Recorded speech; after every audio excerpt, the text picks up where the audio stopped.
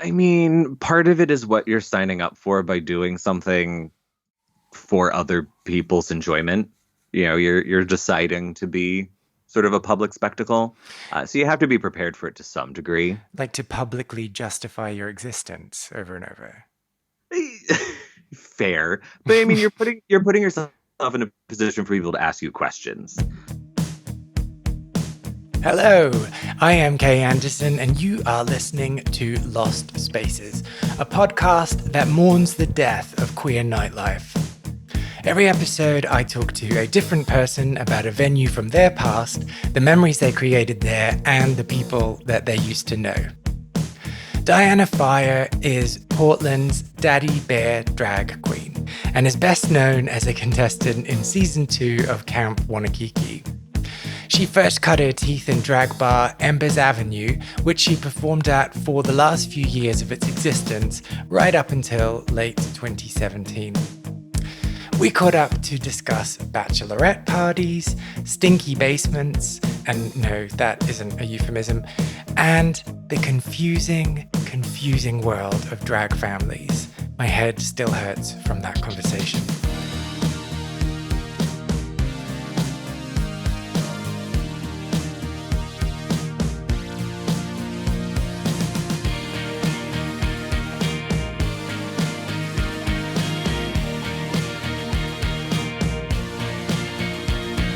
My story with the Embers Avenue starts close to its end. The Embers Avenue was just a pillar of the Portland gay nightlife scene, especially in the 80s and 90s, where its heyday.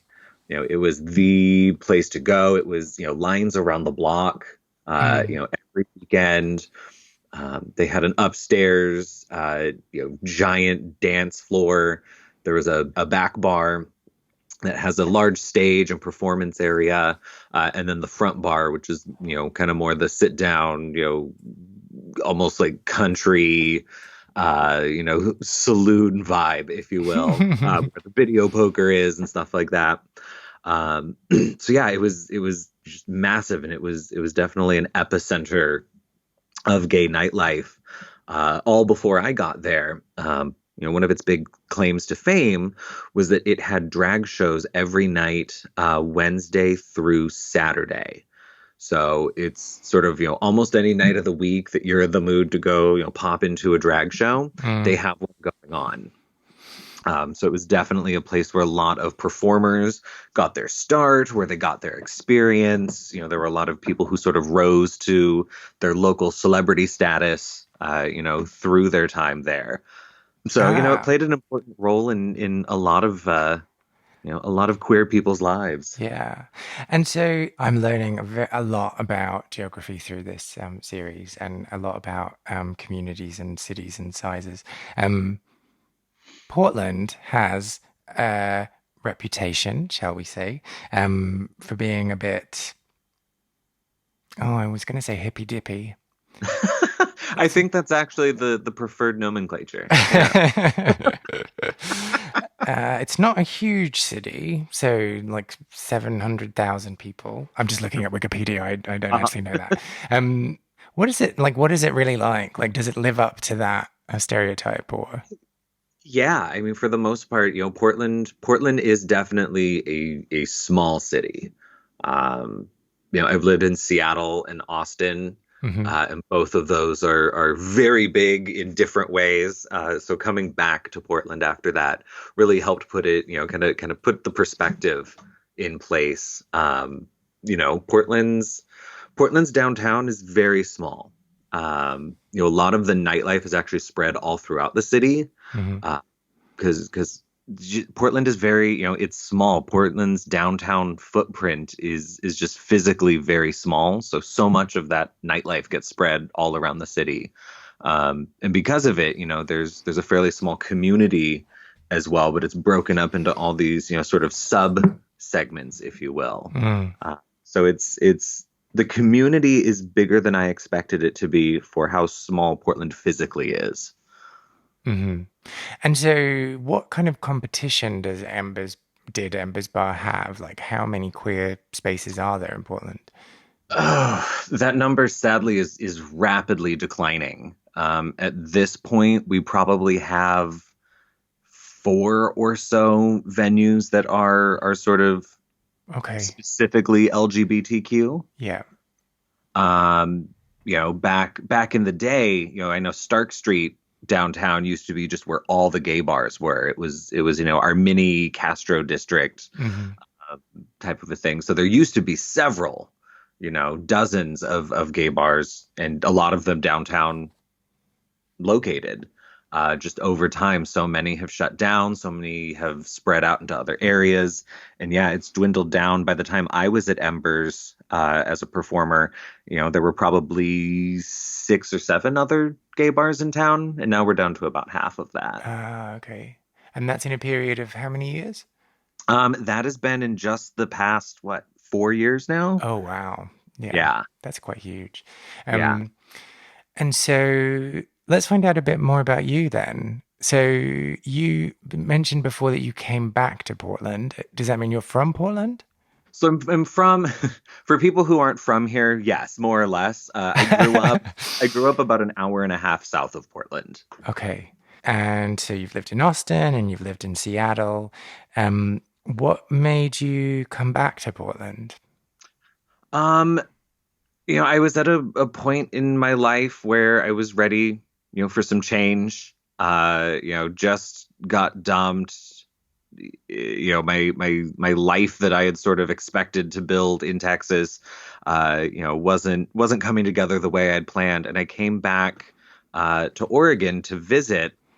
And I just sort of re-fell in love with it after being away for so long. Hmm. And just felt like, this is the time. I'm ready for some change in my life, and this is it. The universe is giving me a sign. So yeah, it just felt right. It felt like home again. Ah. And that's where your relationship with Embers started.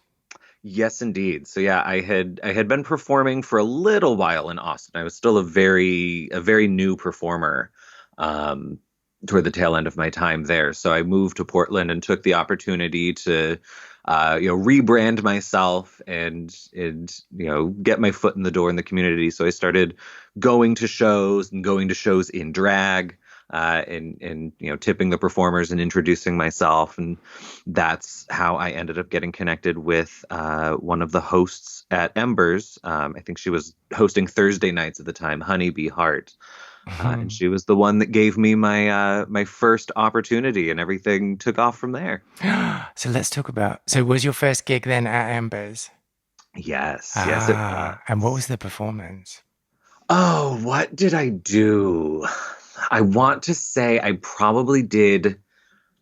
You're just faking this, aren't you? Like, oh, I can't remember. I know I'm making everything up now because performing at Embers wasn't my first time performing in drag, so I can still tell you Oh, my first okay. drag performance ever in Austin was an awful performance of The Circle of Life. Uh-huh. It was a Disney themed show, and everybody had already picked all the good songs, so And were I was you left were with you the scraps. Simba? Were you I don't know. I was a brand new baby queen who was doing her own makeup for the first time, wearing a costume that somebody had said, "Don't worry, I got it. I got you covered." And it turns out it was like a Oh. furry diaper and a leopard print top. The whole thing was a mess. So So that was your peak then. exactly. So it's all been downhill from there. So my first performance at Embers, if it wasn't a themed show, it would have been Cheap Thrills by Sia.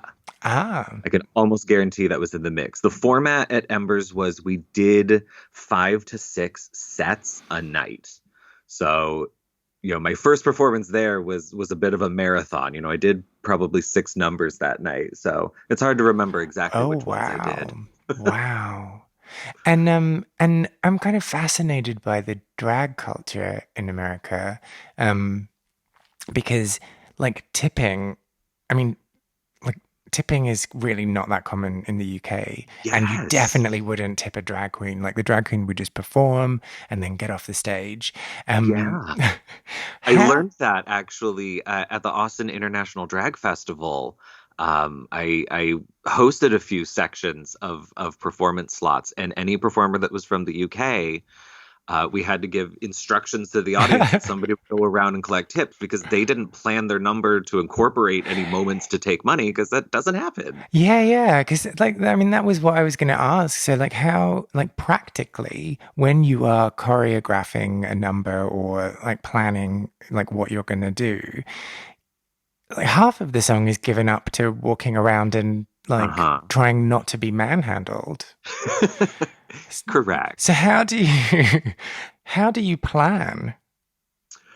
It's interesting. I mean, I started out, my performance history, I was a theater kid, I was a dancer, I was on dance team, I was a dance instructor, so I'm used to planning and choreographing and every movement being prepared. So I very much over prepared in the beginning. Mhm. And learned pretty quickly that you need like less than half of that because there's so much time needed to, especially in a show where the audience is sitting down, you have to go into the audience to go get your money. Mhm. Otherwise, you're leaving with the $15 payout from the bar that night, and that's it. Most of your money definitely comes from the tips here. So yeah, you learn quickly, and it kind of becomes a bit of a cop out sometimes. You almost don't have to plan anything. You can just Yeah, well, that's the thing, isn't it? Like sometimes meander. it's really boring to watch a. I'm sorry. No, I Your mean drag queens are crap. No, like sometimes it's like, oh, come on, are you not going to like perform? You're just going yeah. around taking dollar notes off people. Yeah, no, I think it's important to find the balance. Hmm. I always I had the belief of if getting off the stage and going into the audience is part of getting your money, I don't like that to happen until after you've done at least the first chorus. The Ah. first like third of your number should all happen on stage and there be a performance happening before you then go off and get your money. That's my personal approach to how I structure them.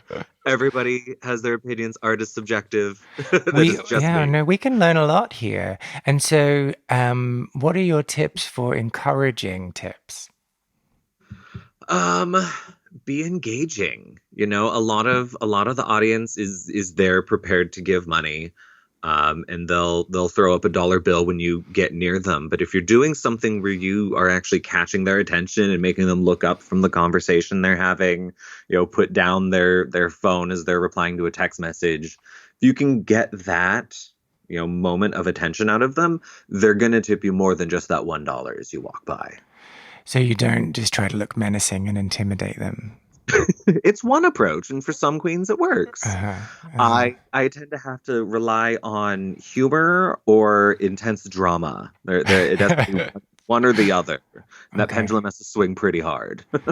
Um, and so we're quite quickly in the UK becoming like a cashless society. Mhm. Like what's happening in the US? I know you're just going to start carrying around like a swipey payment thing. Every drag queen has a Venmo and a Cash App and a PayPal and every payment app that exists, a drag queen has an account on it.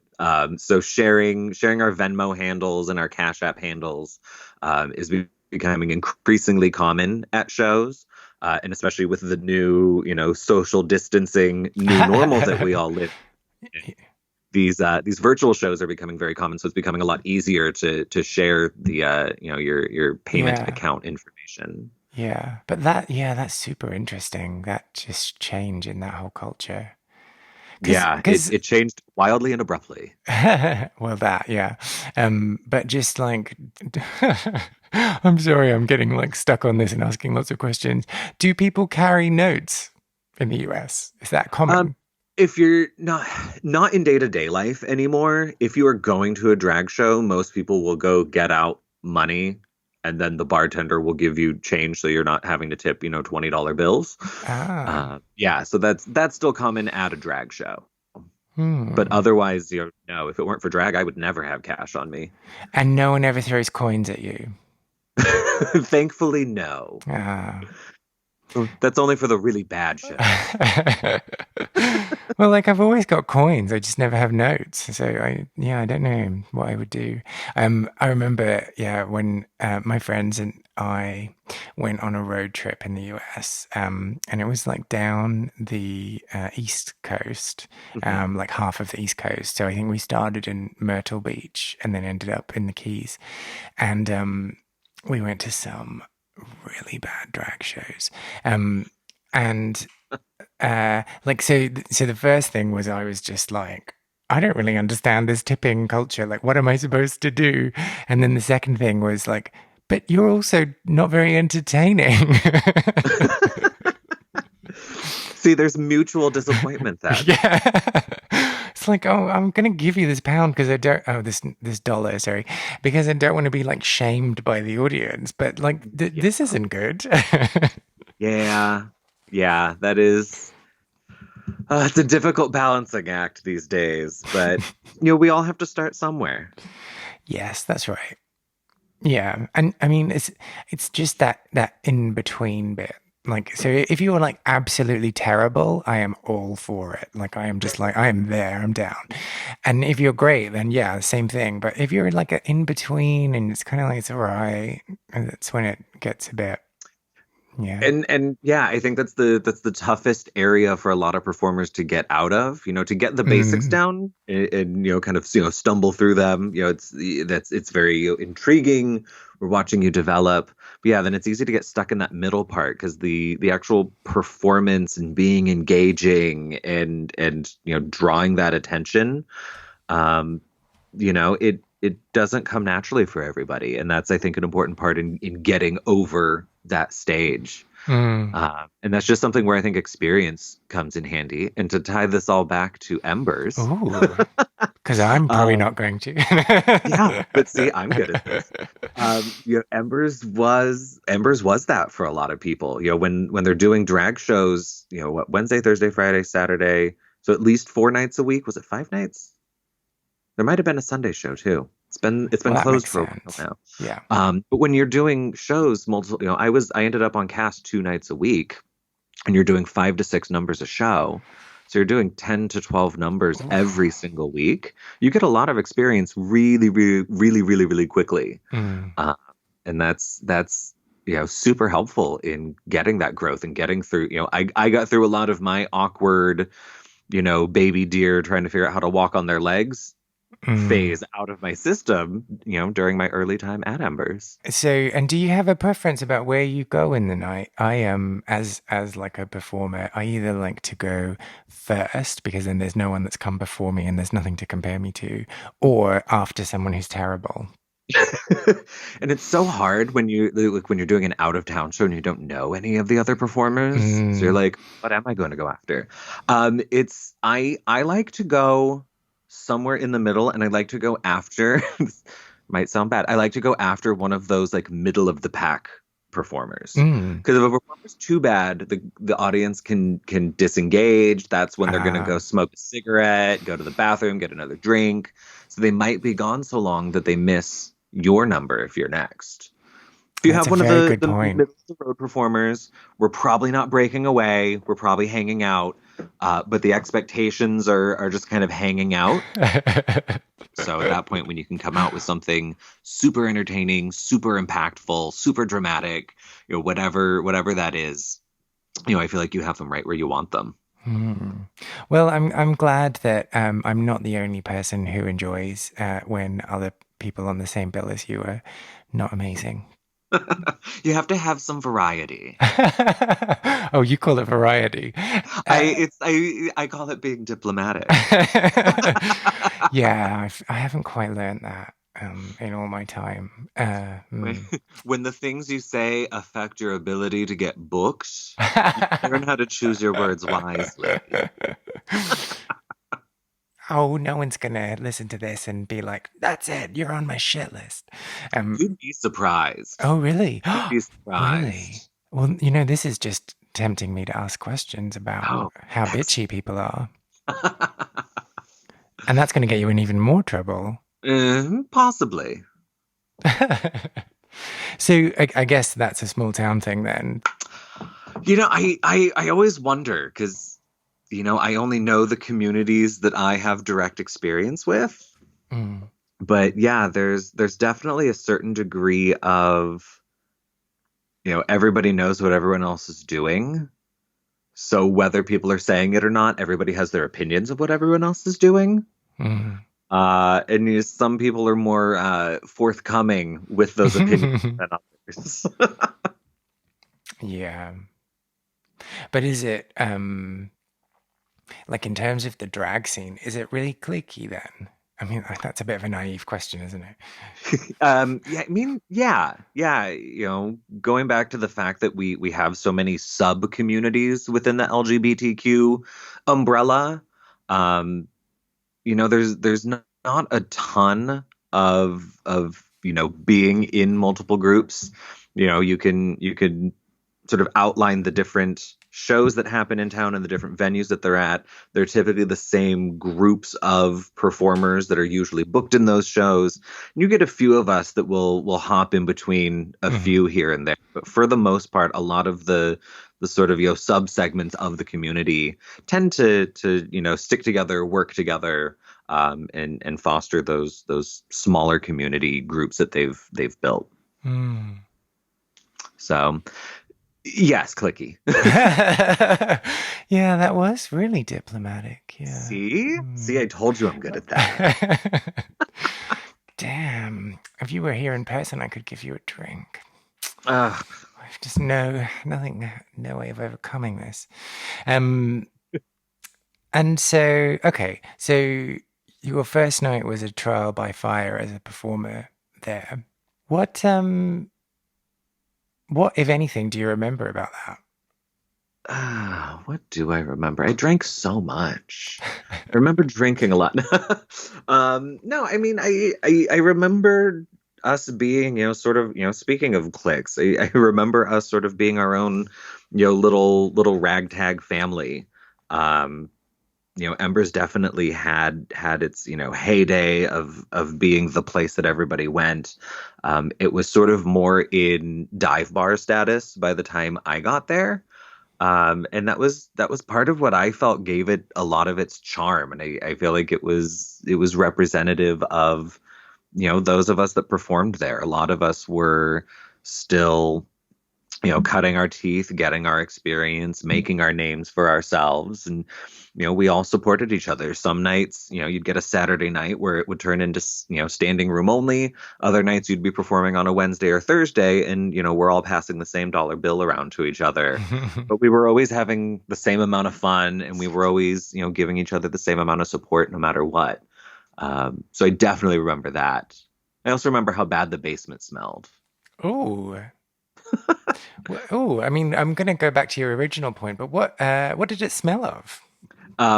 Gross. All the buildings in downtown Portland all have basement spaces, and that is almost always where the performers have to get ready.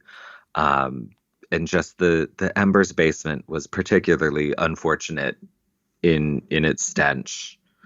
Um, Like, was but it it a was mildewy stench? Was it there was alcohol? there yeah, it was mildew, it was, leaky pipes, it was Ugh, who even knows what. all of the glamour. Um, Exactly. Yes. Those beautiful dressing rooms that you see when somebody goes backstage at a drag show in a movie or a TV show. No, those don't exist. At least not here they don't. but like, so there wasn't even a mirror with light bulbs around it. There were a few mirrors propped up. The anybody who was a host there, there was actually like a locked dressing room area that had lights and mirrors and all of that. Then the rest of us lowly guests got to sort of got the outlying spaces. So there were mirrors up, there were lights up, but it definitely wasn't the like posh, cushy, glamorous looking dressing room that you might envision. It was definitely a mirror against the wall with like a couple of shop lights put above it. The best that you can get from IKEA, I'm guessing. Exactly. Exactly. Home Depot's finest. Um, uh, so what was that first point you were making? I've been distracted. Oh, about the ragtag gang? Yeah. Um, Who was in the gang? I mean, so many of us. Gang sounds so intimidating. I don't know that any of us were remotely that intimidating. But yeah, So when I was what's a better alternative then? I don't know. What do you call a Gang. pack of drag queens? Are we a bushel? You know, a Oh, flock? come on. I mean, I'm a big fan of alliteration, so that's why. Oh, Uh, a dongle of drag a queens? dongle of drag A queens? d, I can't come up with anything. I know. I've suddenly lost all my creativity. I don't know what happened. Yeah, we'll end this call and it'll be like, ah, that was Oh, it. I came up with it. Um, well, the hostesses when I got there, Onyx Lynn Valentine was the host of Saturday nights. She had been performing at Embers since the day she was legally allowed to, and was a host there shortly thereafter. So she had the primo spot. She was called the first lady of the Embers Avenue. So she was sort Hmm. of the she was our royalty. She was our sort of leader of the queens almost of Embers. Honeybee Hart I mentioned. Crystal Lynn Benoit was one of the hosts. Let's see, Athena Hart, Honeybee's daughter, was one of the hosts. And later, Autumn Rain's Hart, who was also one of Honey's daughters and now also one of my daughters, was also a host. So they were sort of the figureheads almost. And then there were a gaggle of us. I know that's not alliteration, but that also performed there. So they were the ones that were, our higher ups almost, if you will. Hmm. And then And of course Robert, our director, he was the one that ran all the shows, corralled all of the drunken drag queens, ran the music, paid us at the end of the night. So he was the one that made it all tick. that did all the fun stuff. Um, did you were you intimidated by the long-standing queens when you first started there? Yeah, no, absolutely. When you're first starting out, somebody who's been doing this successfully for several years, that's incredibly intimidating. Um, so, it was an honor to, sort of get seen pretty quickly in my time being in the scene in Portland. For them to bring me in uh, was definitely comforting and definitely reassuring. And then shortly after I started on Thursdays with Honey, Onyx reached out to me about joining Saturdays with her, and that was like my first moment of feeling like I was exhibiting success. I'm like the Saturday night, host, the first lady is acknowledging that I'm doing well and she wants me on Saturday nights with her. Like that was like one of the first big moments in my drag career in Portland, I would say. That was when I first felt like I was doing something right. That's amazing. Um, and so, okay, so I'm like a total Luddite and I'm asking you really dumb questions. But like I get the family thing when someone is the mentor of someone else. So I get like the mum and the daughter there. Hmm. What like if you are both already drag queens, how does one person become the other person's daughter? That's great question. And I don't know that there's ever really like one consistent answer.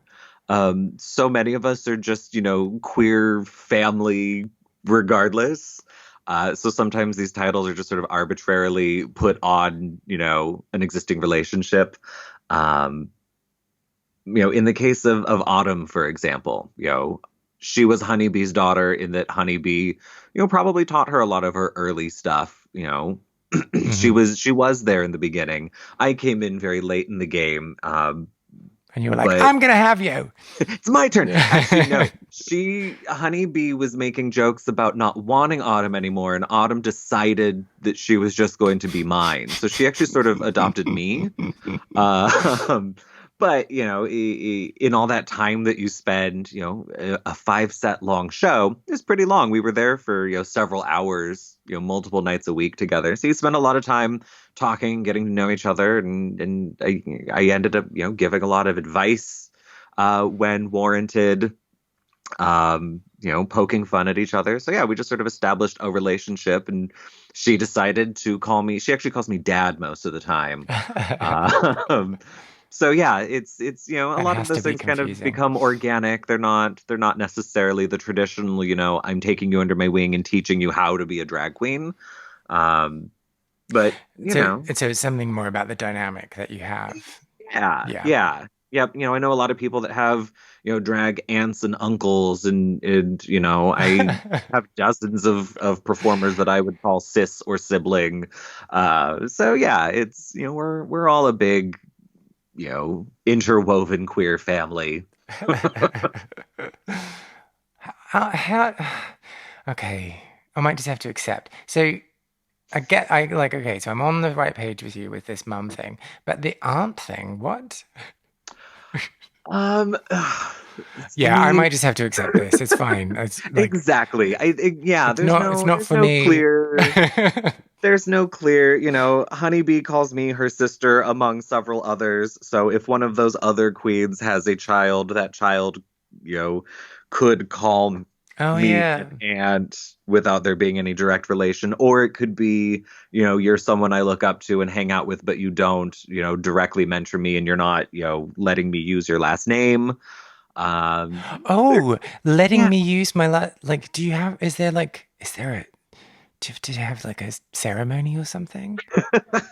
Not necessarily. So there are there are different kinds of drag performers, if you will. There's the sort of mainstream nightlife performing in clubs.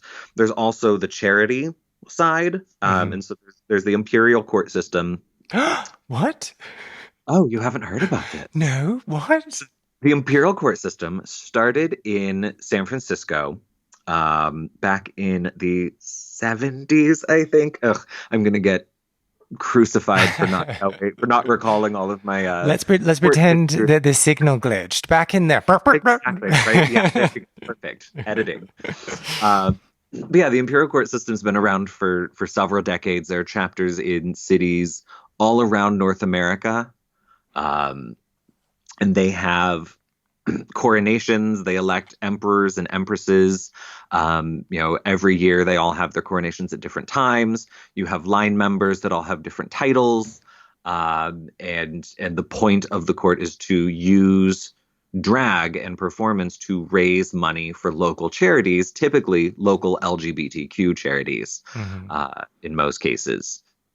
So with them, there's a lot of pomp and ceremony that surrounds a lot of this. People are getting crowns and titles, and people will give people awards and pass on family names, and I've known court members who when they're walking in a coronation, it takes 5 minutes to say their full name because they have 17 names from all these different people, but you only use like the one as a regular performer. So there is that whole side Wow. of drag. And a little bit of that carries over. We definitely don't do ceremonies and stuff like that. I mean, have you thought Um, about it though? I mean, a drag queen will celebrate and drink to anything.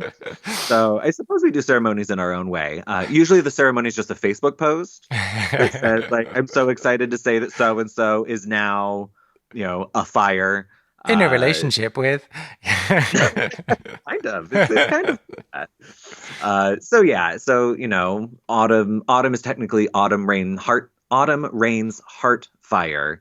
Uh, she sometimes just goes by autumn rains, sometimes the full thing, sometimes autumn rain's heart. So you can kind of pick and choose depending on what you're doing and what makes sense. And who you want to piss off. Exactly. Like, are you trying to say something? And then it gets really dramatic when like I'm taking the last name away. You are no longer a fire. Uh, that is quite dramatic. Ah, that sounds like fun. Okay.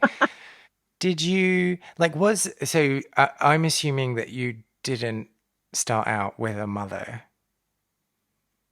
I did. Oh, you did. Oh, okay. So did fire Did. come from someone else? No. Oh, So, what? yeah, You're just killing me. I know. I'm one of those that I didn't follow the pattern either. So yeah, I actually started in the imperial court system back in Austin. Uh-huh. Um, Anastasia Fabre Davis was the current reigning Empress of Austin at the time, and she was the one who put me in drag the first time. She and Shay Fox, so I would consider Shay my drag aunt in that case. Um, they put me in drag for the first time, and it was, ooh, they did not know what to do with that beard. They were stumped. So it was a rough process to begin with. But yeah, I got started in the court system. But yeah, I I actually went by the name Erica Badunicorn in the early days. So yeah, no, again, did not have Anastasia's last name anywhere. And then when I moved to Portland, that was my opportunity to rebrand because I realized that I had picked a very stupid name and nobody could say it right when announcing me onto a stage. So the first time I got introduced to What? somebody in Why couldn't? Portland, oh, I spelled it awfully. Oh, so you didn't spell it like No, Erica. Oh, yeah, okay. it was a big mess. Uh, How could you? yeah, Okay, A yeah. A Let's not I label. R AIRWRECKA. Okay. Uh-huh. Yeah. And then the last name that is essentially bad unicorn as one word. It just no it was confusing from start to finish.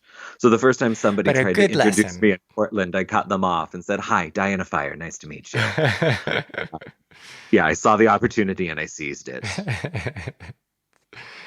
Ah, and then, but so what was your thought process in not taking on your mother's name? I really didn't know how it all worked, so I didn't know any different. You know, Okay. she yeah. So, okay, I think I'm satisfied. I think I understand a little bit more. But before we move on, I was just wondering whether or not I would be able to be your second cousin once removed. Yeah, no, we could do that. Is that okay? Yeah, yeah. I'll put you on the family tree. Okay, fantastic. Thank you. We'll add Thank you you to the so much. mailing list. Oh, good, good. Um, ah. So, so let's just get back to you again. So Oh, you had so, moved back to Portland after your love life went meow, among other things, among other yes. things. And so you came back to the city like single and Actually, no, no. funny enough, as I was getting ready to leave Austin, and I was actually right, it was before I had made the decision, I had crossed paths with this guy, and by that I mean we met on Scruff. Um, and we chatted for a while and hung out a couple times, and it wasn't until a few days in that I realized that we knew each other. We both had dated people who hung out together. So my ex worked with his ex's sister. So like we all hung out in the same group several times. Wait, okay. I know, right? It's super convoluted. So my ex-boyfriend Uh-huh. worked with his ex-boyfriend's sister. Sister. Okay. Yes. Okay. So the sister and my boyfriend were coworkers and friends, and so they started hanging out. And so her brother was there, and so by proxy, Yeah. both he and I were there also. Okay. So we connected all these dots, you know, days into chatting and hanging out. And But so and when was this? So this wasn't in Austin. This was when you lived in Portland this before. was Oh, this was all okay. in Austin. So yeah, that was we had crossed paths early on in my time in Austin, and now this was like a couple years later. Okay. Yeah, that we crossed paths again and connected all these dots, and we started dating. But then shortly into that, I had come back to Portland, visited, sort of refell in love, and realized, you know, this is where I want to be. So I was bracing myself for this, like, hey, this isn't going to get to go anywhere. And long story super short, he was like, like I'm not married to being here. Let's not make any decisions before we have to. Let's see what happens. So we ended up being long distance for a few months between Portland and Austin. Hmm. And then he ended up moving out here. And long story super short again, we are now married. Ah. So yeah, things aren't always, what they seem. And yeah, I made the decision to relocate halfway across the country while also starting a brand new relationship. And it worked. And it Ugh, that worked. makes me sick. I Um, know, I'm so sorry. but so those first days then when you were exploring your drag at Embers, there was this relationship like that might or might not work in the Hmm. back of your mind. So obviously I'm getting it to the point where it's like, because my obsession is like, have you hooked up with anyone I mean, first of all, what is it like when you're in drag in a bar, and does anyone treat you as a sexual being? The latter part is pretty rare, Hmm. because for a lot of us, there is nothing sexual about getting in drag. It is super uncomfortable. It is unpleasant physically. So yeah, no, I don't think most of us feel like sexual beings when we're all done up. But I mean, people definitely do treat you differently. Hmm. You are now, a piece of art almost. You're Mm. sort of something that I think to a lot of people almost isn't necessarily human. It, Mm. it sounds a little weird, but we sort of become this novelty. And I think a lot of people forget that there is actually a person, under the wig and the makeup and the costumes and everything. Because people will have no problem just like poking you and touching you and touch your hair, grab your ass, things like that. People don't necessarily know that drag doesn't imply consent. Yeah. So while it's not necessarily always sexual, there definitely is a sort of, people forget that that's a human being they're interacting with. Mm. And so then have you ever been actually hit on, or is it all just Um, weird inappropriateness? I think I have once or twice. I mean, through social media, absolutely. But in person, like once or twice. But I mean, especially being a bearded drag queen who sort of goes for a little more over the top, campy aesthetic. I feel like if somebody's looking at me in person in drag and hitting on me, that's a lot of red flags all at the same time. Oh, you sell yourself short. Well, thank you. Thank um, but they do on social media. Yeah, no, I definitely don't get it as much as some of the other drag performers I see.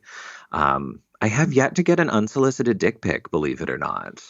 What a fucking. Ugh, I I'm so know, sorry. I know. I feel so robbed.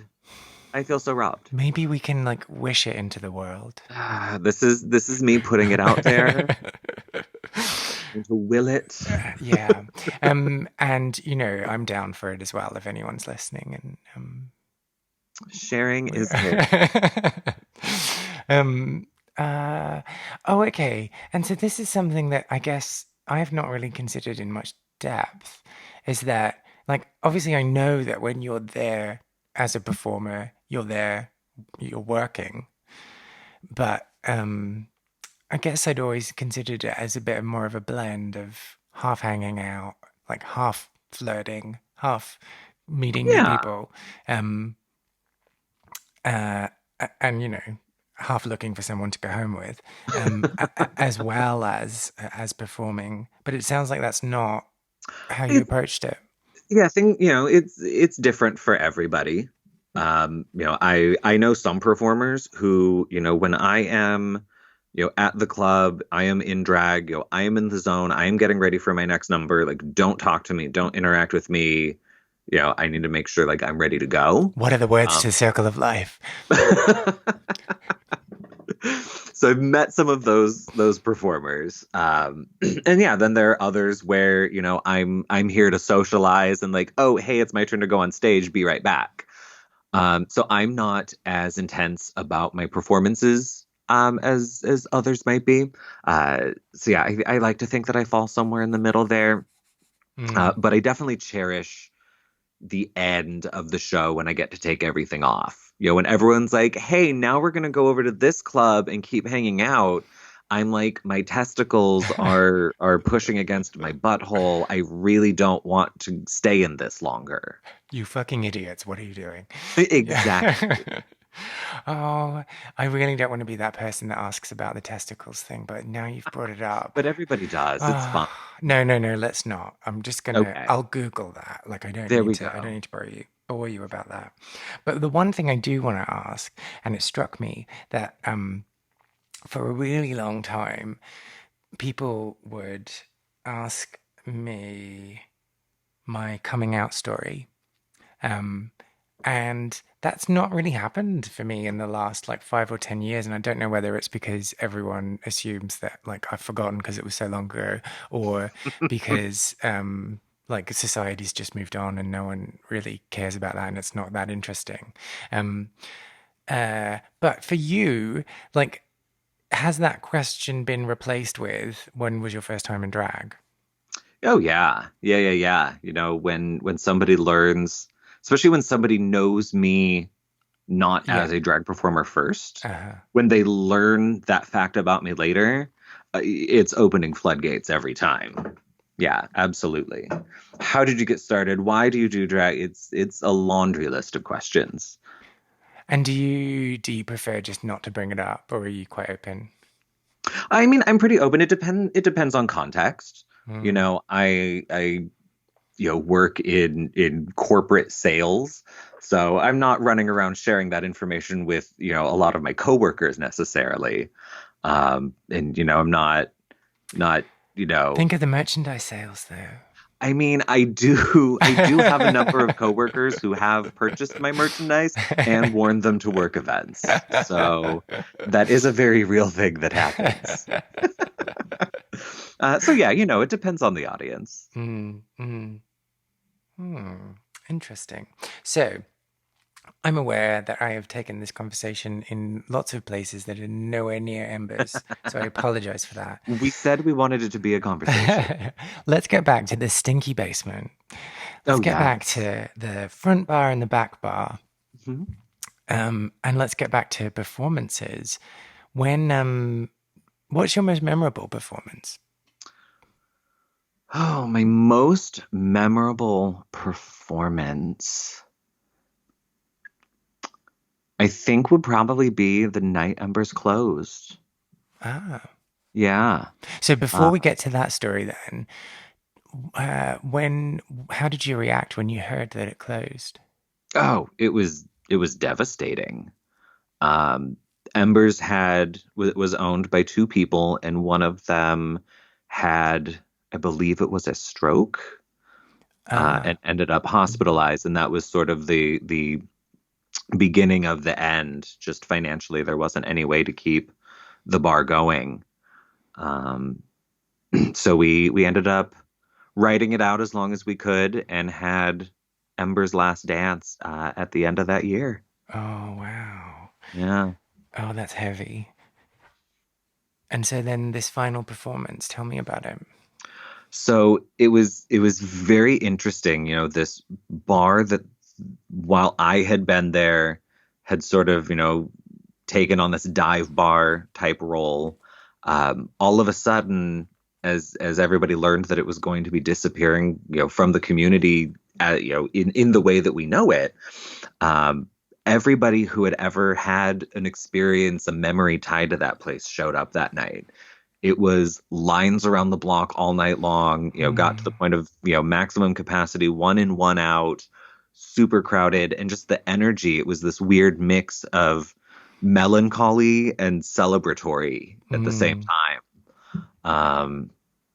So yeah, it was a weird vibe. And again, we followed our multi-set format.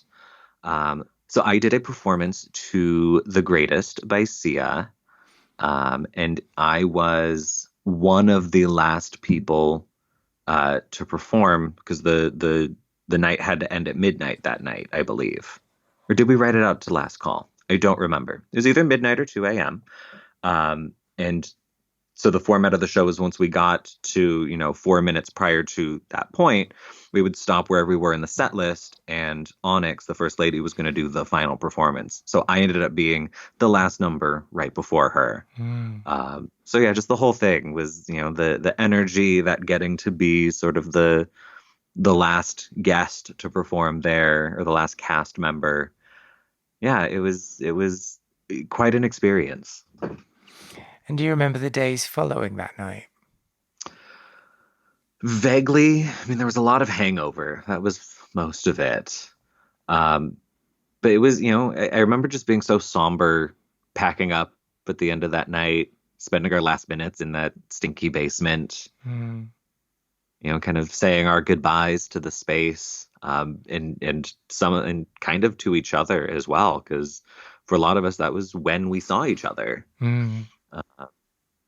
So yeah, it was a weird physical and emotional hangover, for at least a couple days afterward.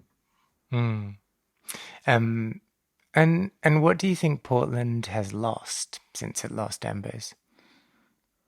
It's lost another one of its, queer safe spaces, for one. It was a place where a lot of people, it's a place where a lot of performers got their experience, sometimes for the first time, as a drag performer. It's where a lot of people went to go see their first drag show ever. We definitely had a lot of straight people, especially, that would, come there because, of a friend. We heard about this. We're having a girls' night out, bachelorette party, so and so's birthday, whatever.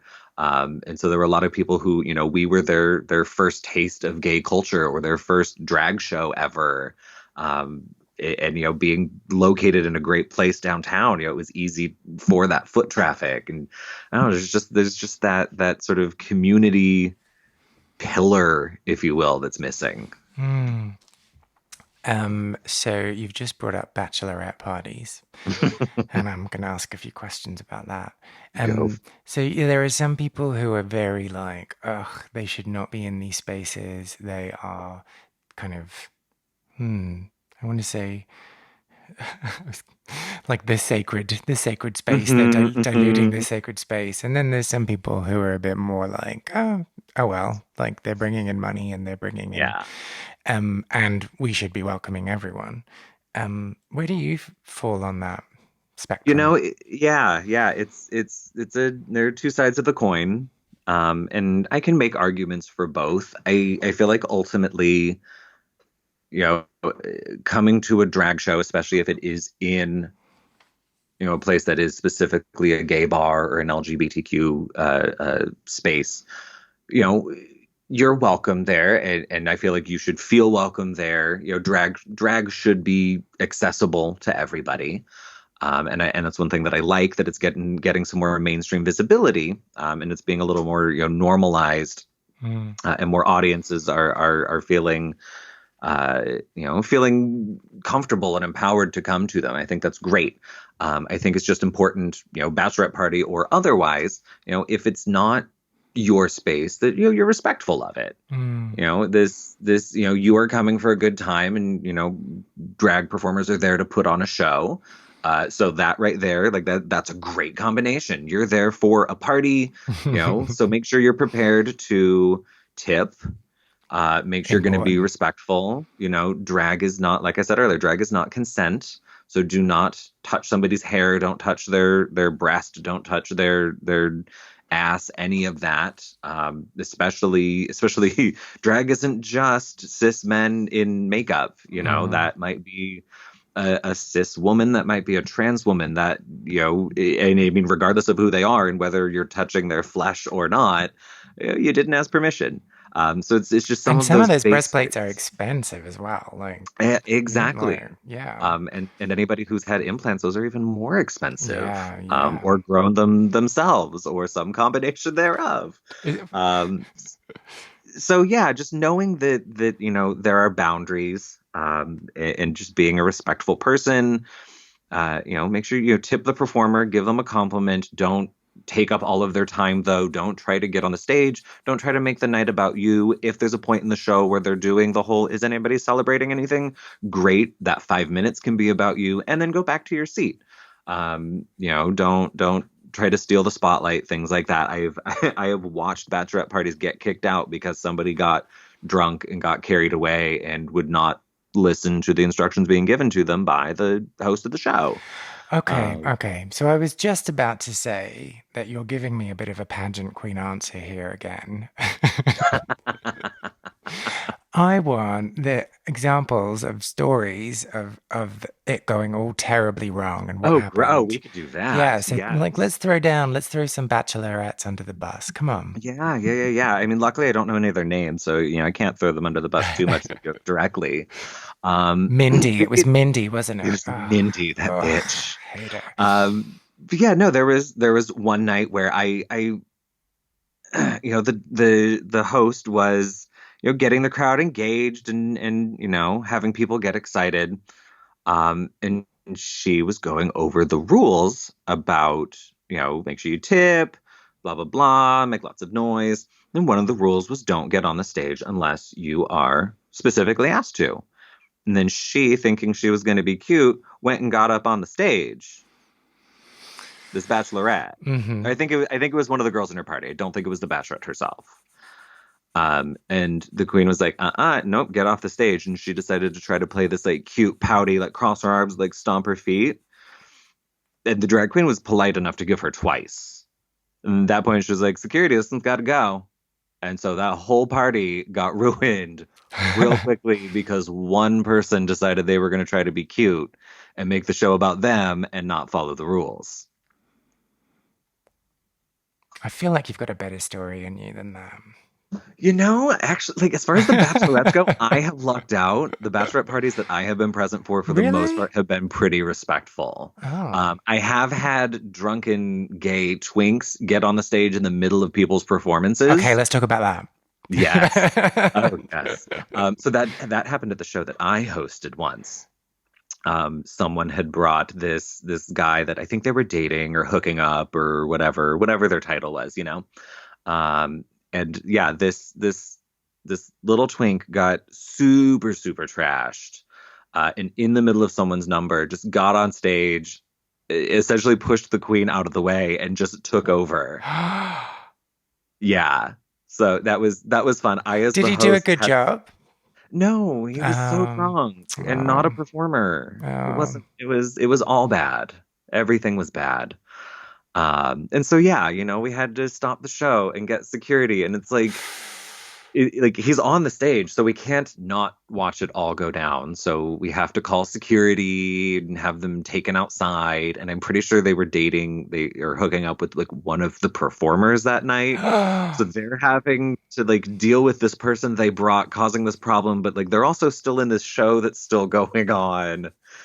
I'm having to host this and like try to get the show back on track.